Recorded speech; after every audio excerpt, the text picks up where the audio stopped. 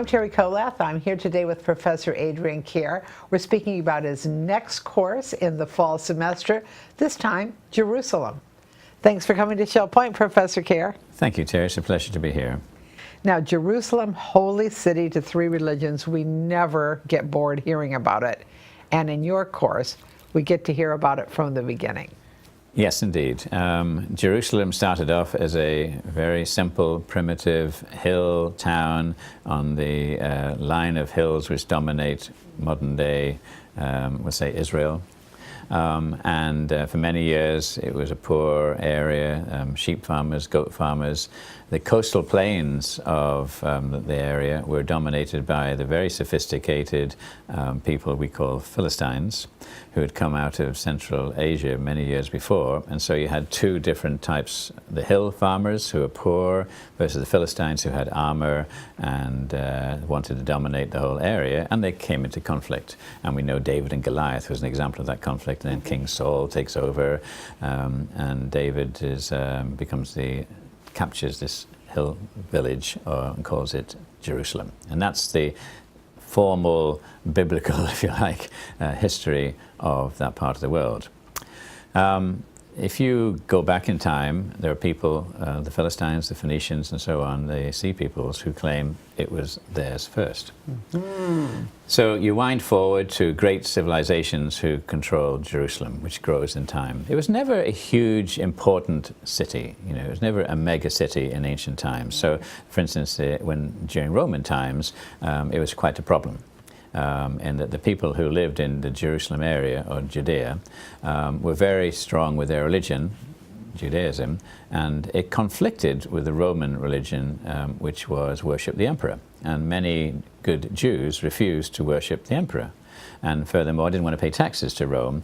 And so there are a number of revolts. And the last revolt of all was so serious that the great walls of Jerusalem were destroyed, and the temple of Jerusalem, had been built twice before, once by Solomon and then secondly by Herod, were destroyed by the Romans. Worse still, signs were put up around Jerusalem: no Jews allowed. So that's the beginning of the diaspora in the 2nd century AD of Rome.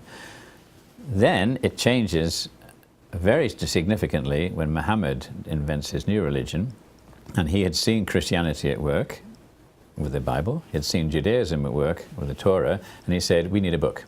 And so he effectively downloaded mentally to his followers what was going to be the Book of Islam.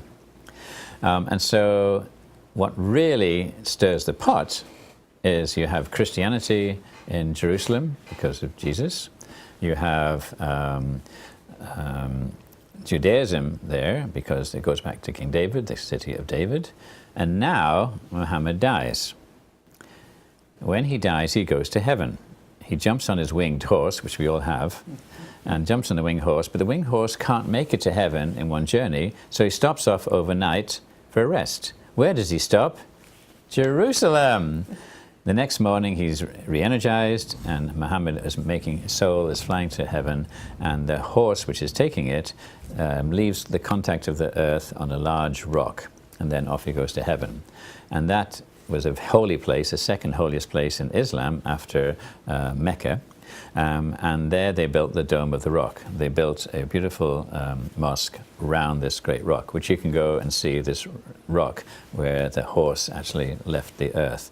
And that became a center of Islam. And then the Al-Aqsa Mosque was built only 200 yards away. So you've got two great religious ancient mosques right bang on top of King Solomon's temple. Now today, because the Romans destroyed it, all that's left of the temple are the walls, and not of Solomon, but of Herod, his successor.